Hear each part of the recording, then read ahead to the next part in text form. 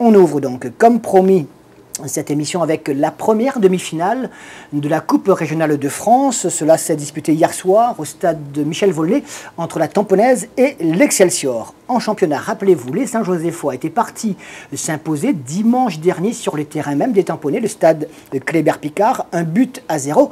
Une équipe tamponaise qui n'avait pas, jusque-là, perdu de match depuis 27 matchs, tout simplement.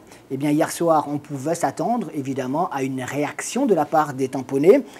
Mais entre la volonté peut-être de mieux faire que lors de cette rencontre en championnat et ce qui se passe réellement sur la pelouse, il y a quelquefois un pas qu'il est difficile à franchir.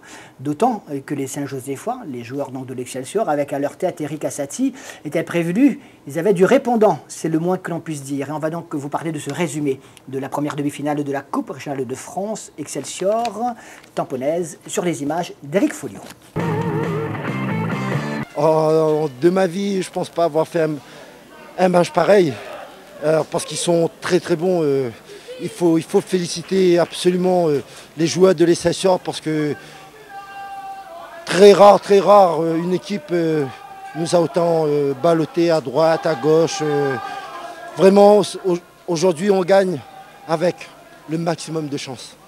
Eh bien, on va voir l'illustration des propos de Giovanni Sangoro, les deux gardiens et les deux suppléants, donc des habituels titulaires, Rudy Damour du côté de Saint-Joseph et Michael Técher pour l'équipe de la Tamponaise. Et on commence par cette frappe sur la transversale des buts tamponnés et cette faute, en tout cas c'est ce qu'estime l'arbitre.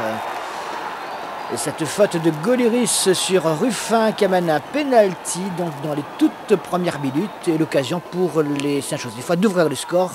Et c'est ce que fait justement Ruffin. 1-0 à ce moment-là pour une équipe de l'Excelsior qui va connaître une première mi-temps assez exceptionnelle avec de très nombreuses occasions. Mais c'est vrai également à cause d'un excellent dispositif sur le terrain avec cette échappée de Oudouna. Et finalement, il est contré au tout dernier moment.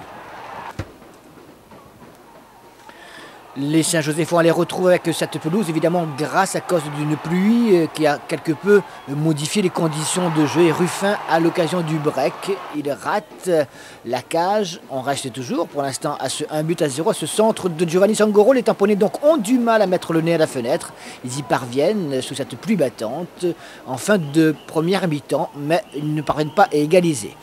Premier coup dur pour l'équipe de Saint-Joseph avec la sortie d'Eric Assati, victime d'une contracture ou d'une élongation. Toujours est-il qu'il quitte ses partenaires, obligeant le coach à réorganiser sa défense. Et en cette fin de première mi-temps, eh bien, les Tamponnais se montrent plus dangereux avec ce centre de cette reprise de la tête de Traoré, centre de Raffion. On jouait les arrêts de jeu de la première mi-temps. On va admirer la détente de Traoré, c'est magnifique d'ailleurs. Égalisation in extremis, peut-être inespérée même en cette première mi-temps pour l'équipe de la Tamponaise qui regagne les vestiaires sur ce score de 1-0. En seconde mi-temps, on va enfin voir une équipe de Fatih Chebet beaucoup plus entreprenante avec cette lourde frappe sur coup franc de Raffion que boxe Rudy Damour.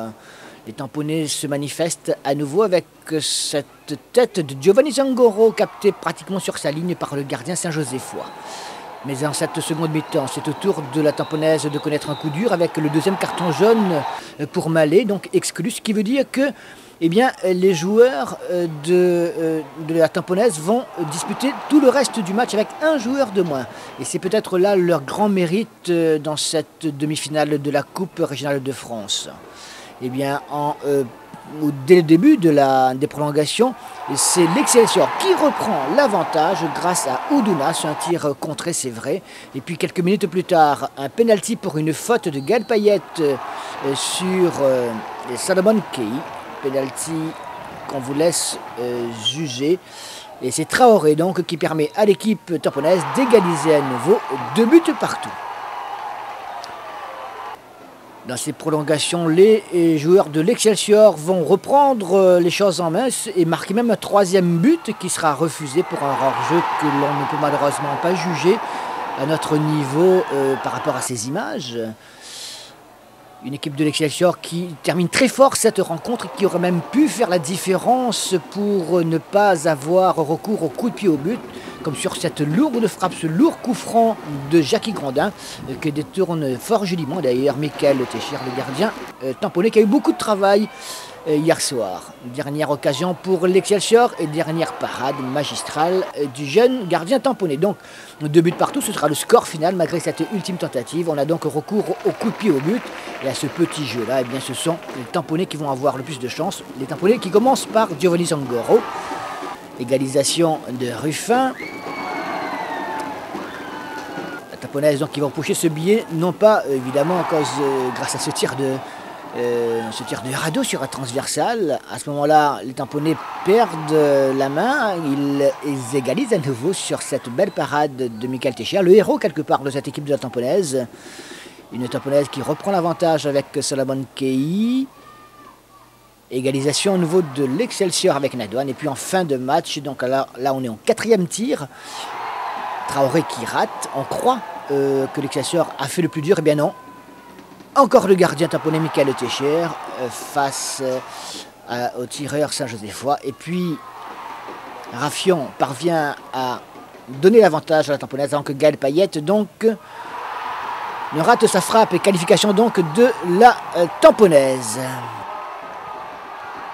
On a l'impression d'avoir fait un très bon match, l'impression d'avoir dominé l'équipe adverse, mais vous savez en football, jusqu'à la fin il faut tenir et ce soir la tamponnaise a montré des valeurs de cœur qui ont été impressionnantes et je crois qu'il faut féliciter l'équipe adverse. C'est malheureux pour nos jeunes joueurs de ne pas pouvoir aller en finale parce que sur l'ensemble du match on méritait peut-être, mais si on ne marque pas les buts, quand on a des occasions on ne peut pas aller en finale. Et ce soir, on a pris une bonne leçon de réalisme et j'espère qu'elle va nous servir. Et la saison n'est pas encore finie. Et le message que j'ai à passer à mes joueurs, c'est qu'il ne faut toujours rien lâcher. La chance a choisi son camp, effectivement.